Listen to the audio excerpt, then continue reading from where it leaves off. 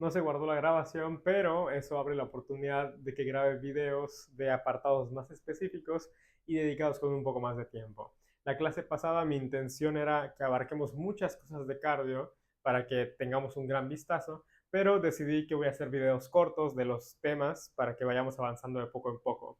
Hoy vamos a enfocarnos específicamente en hemodinamia. Si ustedes checan el capítulo del Costanzo de fisiología, van a ver que la parte de cardiovascular tiene muchos contenidos.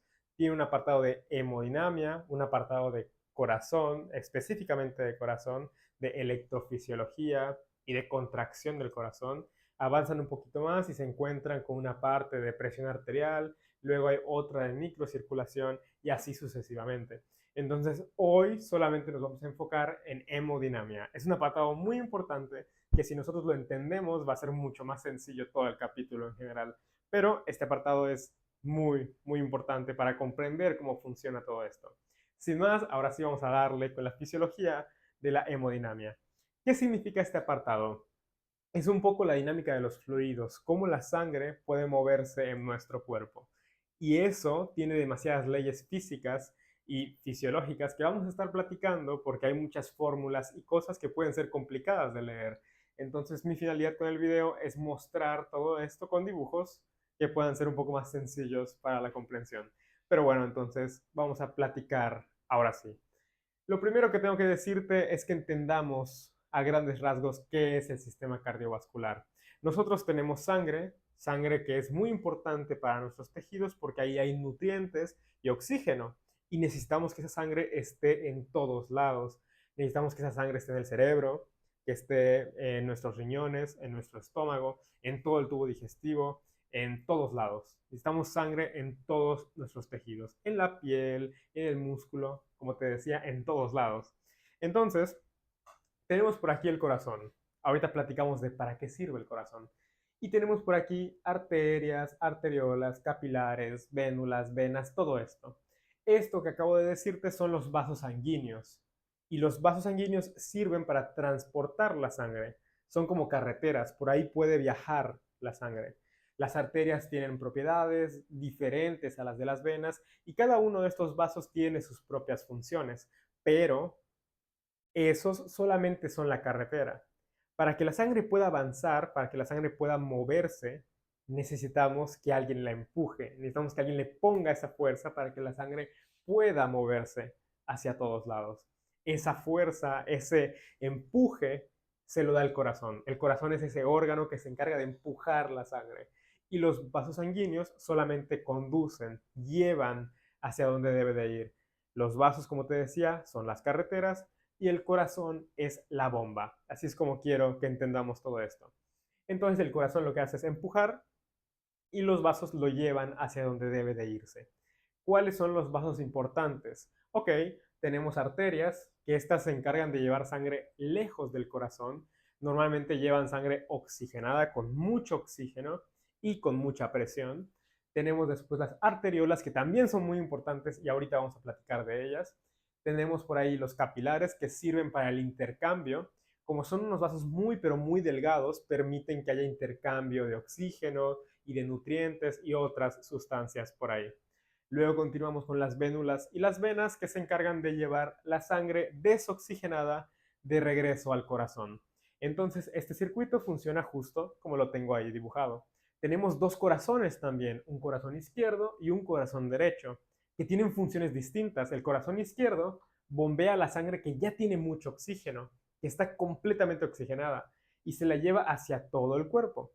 Se lo lleva hacia el músculo, hacia los riñones, hacia el cerebro, hacia todos los órganos en particular. Y también, una vez que ya ocurrió esto, las venas regresan hacia el corazón derecho.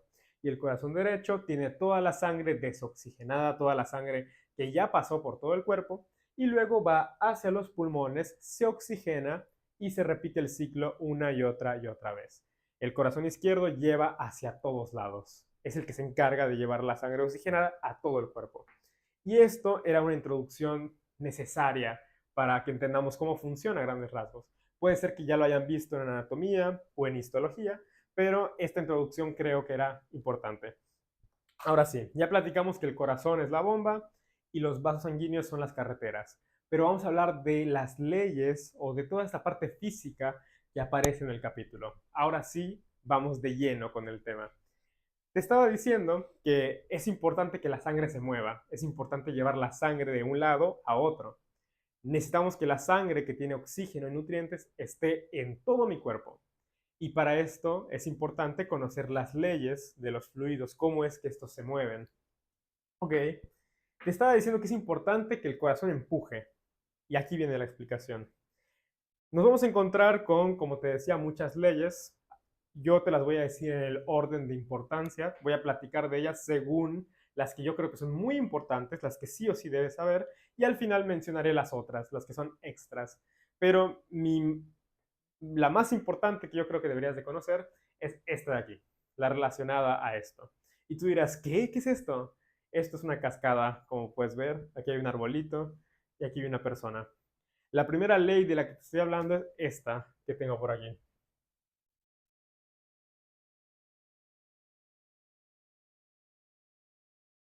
Flujo es igual a diferencia de presiones entre resistencia. ¿Y qué diablos significa eso? Qué bueno que preguntas porque eso es lo que quiero responderte.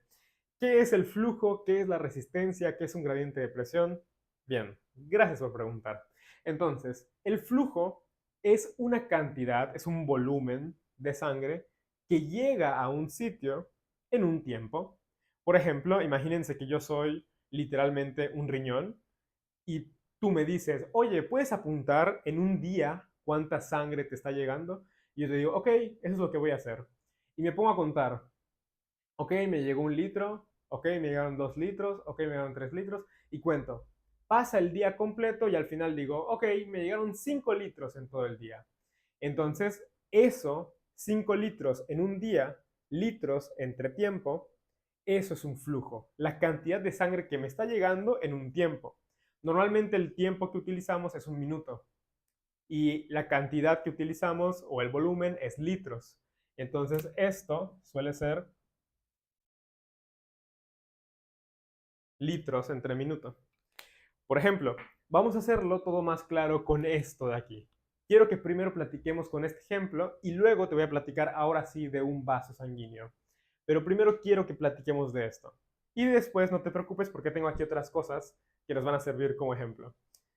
Entonces, esto de aquí, todo esto es agua que está avanzando. Esto es un río y esto es una cascada, ¿ok? Entonces el agua avanza. Y si yo quiero saber cuánta agua está pasando en 1 minuto, entonces yo me pongo, agarro por ahí una cubeta y me pongo a medir, me pongo a checar cuánta agua está pasando. Espero 1 minuto y luego recojo y digo, ah, ok, acabo de recolectar 3 litros. Eso quiere decir que el flujo en este sitio es de 3 litros por minuto. Pero si yo, por ejemplo, bloqueo el agua y ya no llega tanta, entonces el flujo sería menos. Sería, por ejemplo, un litro en 1 minuto. Y así es como funciona. Dependiendo de cuánta cantidad me llegue, eso, eso es un flujo. Ahora bien, como te decía, esta es la fórmula. Gradiente de presión y resistencia. Ya sabemos que es un flujo. Ya entendimos que es. Es una cantidad de líquido o de sangre que está llegando en un tiempo. Y para que esa sangre llegue aquí, para que esa agua de este río llegue hacia acá, necesitamos lo siguiente, un gradiente de presión dividido entre resistencia. Para que el agua se mueva de aquí a acá, necesitamos que aquí haya más fuerza, que aquí haya más presión que aquí, para que esto pueda moverse. ¿Por qué? Porque si aquí no hay fuerza, entonces el agua no se mueve. Lo que permite que el agua se mueva para una dirección es la fuerza que hay aquí y la diferencia que hay con esto. Pero Julián, ¿qué demonios estás diciendo? ¿De qué estás hablando? Ok, qué bueno que preguntas, porque para eso traje una pasta de dientes, que es el mejor ejemplo que puedo traer. Aquí tengo una pasta de dientes y lo que quiero hacer es que toda la pasta que está aquí, digo, esta pasta ya la utilicé, pero toda la pasta que está de este lado, yo quiero sacarla por aquí, quiero que salga de esta forma.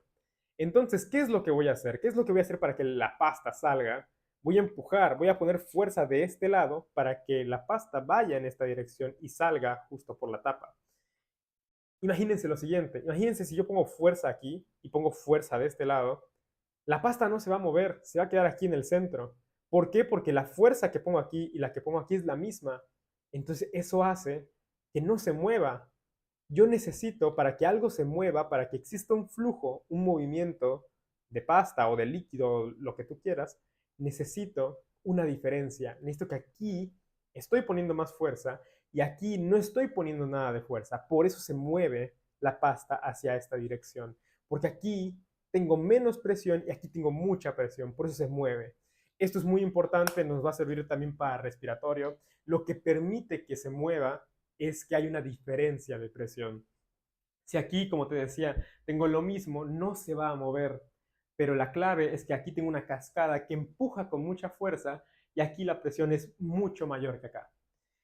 Eso es importante. Si hay una diferencia muy grande de presión, por ejemplo, aquí tengo 1000 de presión y aquí tengo 10 de presión, eso va a hacer que haya mucho flujo. Pero esto, la resistencia es lo contrario. La resistencia impide el flujo, se resiste a que haya flujo. ¿Y cómo funciona la resistencia? Es algo que impide que el flujo exista. Aquí puedes ver este árbol, ¿sí lo ves? Imagínate que ese árbol, un día desafortunado, un día random, se cae y empieza a tapar el río. Eso es una resistencia. Este árbol que tengo por aquí está impidiendo el flujo, se está resistiendo. Eso va a hacer que a la larga mi flujo disminuya. Entonces, esto de aquí, esto que te estoy mostrando, es cómo funciona el flujo. ¿Qué es lo que hace que aumente un flujo y qué es lo que hace que disminuya? La resistencia en el cuerpo, la resistencia como tal, ya fisiológicamente hablando, tiene una fórmula un poco más compleja, que es esta fórmula que tengo justo por aquí. Y quiero que la veas, quiero que la pienses. Pero bueno, antes de que platiquemos exactamente de esa fórmula, vamos a hacer lo mismo que tengo por aquí, pero con vasos reales. Aquí tengo una arteria, una arteriola y tengo por aquí un capilar. Esto de aquí es mi músculo y yo quiero llevar sangre de aquí para acá. Para que la sangre vaya de esta dirección a esta, ¿qué es lo que necesito? ¿Qué tiene que ocurrir?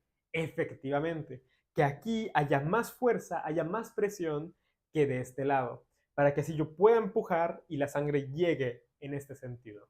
Entonces lo que estoy haciendo es empujar con más fuerza aquí, tengo más presión acá y aquí tengo menos. Por eso la sangre se va a mover así. Si todo fuera diferente, si hubiera más presión de este lado y aquí hubiera poca, entonces iría en el sentido contrario. Pero el cuerpo funciona como te estoy diciendo. Las arterias tienen más presión que los capilares y por eso se puede mover. Las arteriolas tienen un papel importante en el aspecto de la resistencia, pero como te decía eso, un poquito después. Entonces, ya platicamos de cómo funciona esto en el cuerpo. Ahora sí, espero que hayas pensado, que la hayas leído bien. Y tenemos que la resistencia, si nosotros sacamos esto y lo desarrollamos un poquito más, nos damos cuenta que la resistencia se obtiene en los vasos como la viscosidad multiplicado por la longitud dividido entre el radio. Y nuevamente me vas a preguntar, ¿qué demonios estás diciendo, Julián? Dios mío, háblame en español. Yo te diré, tranquilo, eso es lo que estoy a punto de hacer. Lo importante de todo esto es que si nosotros tenemos una sangre muy viscosa o tenemos un vaso que es muy largo, eso aumenta la resistencia. Si la sangre es viscosa, pues con trabajo va a avanzar. Imagínate que este río esté lleno de miel, ¿ok? Si este río estuviera lleno de miel, va a ir con más dificultad, porque la miel es más viscosa con trabajo y se mueve. En cambio, si en lugar de que tuviera miel tiene agua normal, entonces es menos viscosa, se va a mover mejor, tiene menos resistencia. Y así es como funciona. Si el río es muy largo, es decir, tengo que avanzar muchísimo, eso también aumenta la resistencia. Imagínate que es una carrera, tú quieres avanzar, avanzar, avanzar, y si el camino es muy largo, pues a la larga me canso, a la larga hay más resistencia. Y tenemos algo importante, el radio. Si el radio aumenta, disminuye la resistencia. Y si el radio se hace más pequeñito, aumenta la resistencia.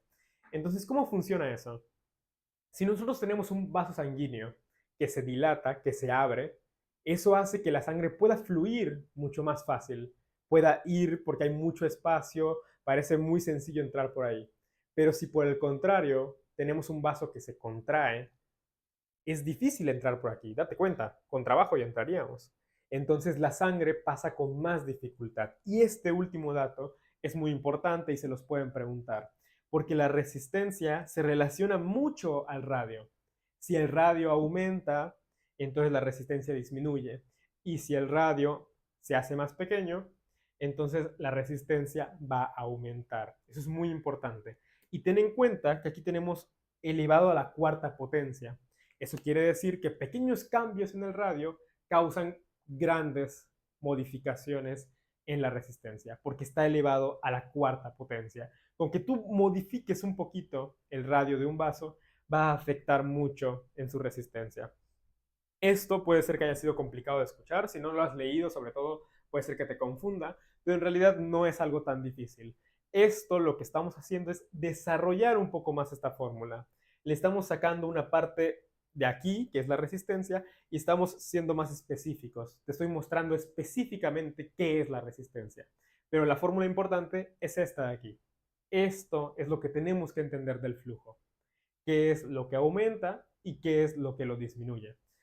Entonces ya platicamos de eso y te pregunto, aquí, ¿cuál de los dos vasos dirías que es el que tiene más resistencia, según sus características? Ambos son arterias, futuras arteriolas, pero ¿cuál dirías que tiene más resistencia?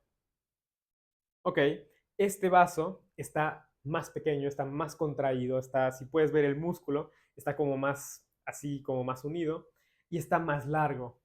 Entonces, este de aquí es el que tiene más resistencia. Por el contrario, este de acá está más dilatado, su radio es mayor y también te puedes dar cuenta que tiene menos longitud. Entonces, este tiene menos resistencia. Respondiendo a la pregunta, ¿cuál es el que tiene más resistencia? Este de aquí. Eso era un ejercicio para ver si quedó claro esto de la fórmula y ya. Entonces, esto como tal es la fórmula de la resistencia, pero también hay otros factores que influyen. Dependiendo de cómo vaya agrupando a los vasos sanguíneos, los circuitos de vasos sanguíneos pueden tener más resistencia o menos resistencia, dependiendo de cómo los voy acomodando. Quiero que veas lo siguiente. Si yo acomodo los vasos de esta forma, en orden, en cadenita, primero uno y luego dos y luego este, luego este, luego este, ¿qué estoy haciendo? Estoy haciendo que la longitud aumente. Estoy haciendo más largo este camino. Parece que no se acaba. Termino de este vaso y sigue otro y otro y otro y otro. Y parece interminable ese camino. Esto de aquí, este tipo de circuitos, aumentan la resistencia. Esto se llama en serie. Cuando ponemos este tipo de vasos, esto es en serie. Y cuando tenemos un circuito en serie, entonces la resistencia va aumentando con cada vaso que voy poniendo. Parece interminable este camino. Pero quiero que veas este escenario. En este escenario tenemos un vaso y de aquí sale este, este y este. Aquí lo que estoy haciendo es que el camino no parece interminable. Al contrario, hago varios caminos para que la sangre no tenga que irse por uno solo muy largo, sino que permito que la sangre se pueda ir por aquí, se pueda ir por aquí, se pueda ir por aquí. Abro varios caminos. En este tipo de escenarios, si yo abro otro, por ejemplo, tengo otro camino. Son como carriles, como cuando estamos en un embotellamiento o algo así.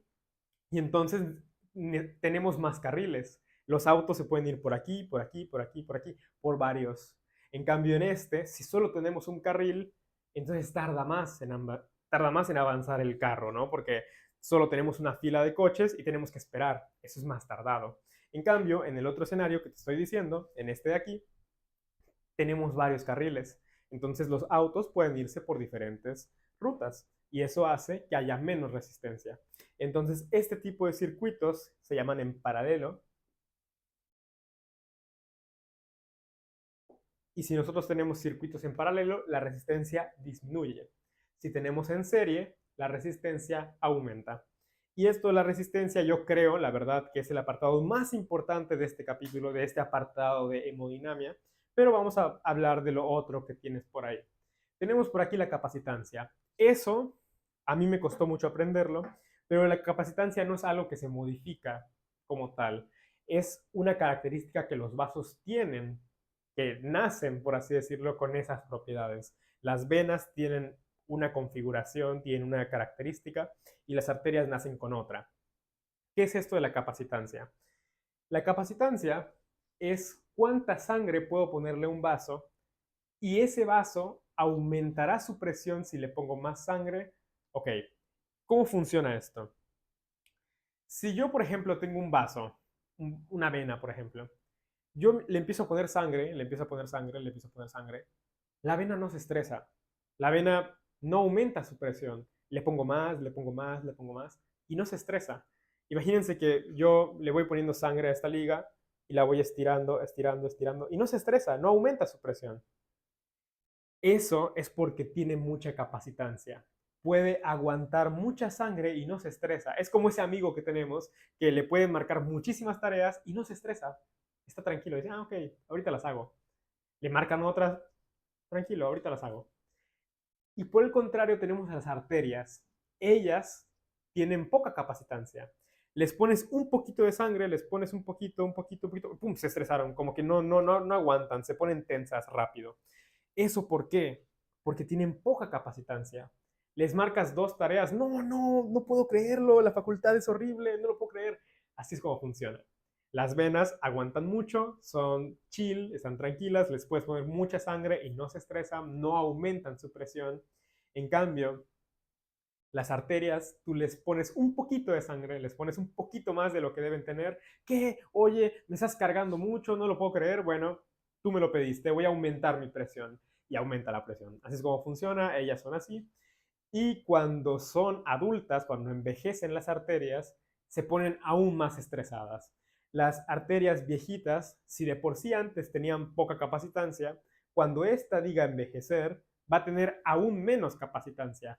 Por eso los abuelitos tienden a tener una presión alta, porque sus arterias tienen poca capacitancia. Con un poquito de sangre que le pongas, se empieza a estresar. Entonces, eso es la capacitancia. También tenemos los tipos de flujo. Y los tipos de flujo pueden ser dos. Un flujo lento, que va tranquilo, que va de forma adecuada en los vasos. Esto, cuando yo lo vi por primera vez, pensé que era un flujo muy rápido, así que volaba. Pero este flujo laminar, este que tenemos, es un flujo lento, es un flujo en condiciones adecuadas, en condiciones tranquilas. Cuando algo se mueve o cuando algo hay una obstrucción, por ejemplo, y la quito, entonces cuando el flujo aumenta muy rápido de velocidad, aumenta así excesivamente, se convierte en un flujo turbulento. Y como puedes ver aquí va para todos lados. Está tan rápido que se va para aquí, para acá, o sea, se va para cualquier dirección. Este es un flujo rápido, un flujo, como su nombre le indica, turbulento. Y este es un flujo tranquilo. Flujo laminar y flujo turbulento. Para esto utilizamos el número de Reynolds, que es el que tenemos por ahí. Y ese número de Reynolds nos dice si el flujo va a ser laminar o si va a ser turbulento. Si el número de Reynolds es menor a 2000, lo más probable es que sea laminar. Y si es mayor de 3000, eso es turbulento. Estos datos de más de 3000 o menos de 2000 se los pueden preguntar. Entonces ténganlo en cuenta. Y esto de aquí es la fórmula para sacar el número de Reynolds. Los números que están arriba son densidad, diámetro y velocidad. Y el que está abajo es viscosidad. En este apartado no me voy a meter de lleno porque no es, ni siquiera en el libro está tan detallado y no hace falta que se claven mucho en el número de Reynolds. Solo es para que conozcan los tipos de flujo que pueden existir. Y que sepan que el único que disminuye como tal el número de Reynolds es la viscosidad.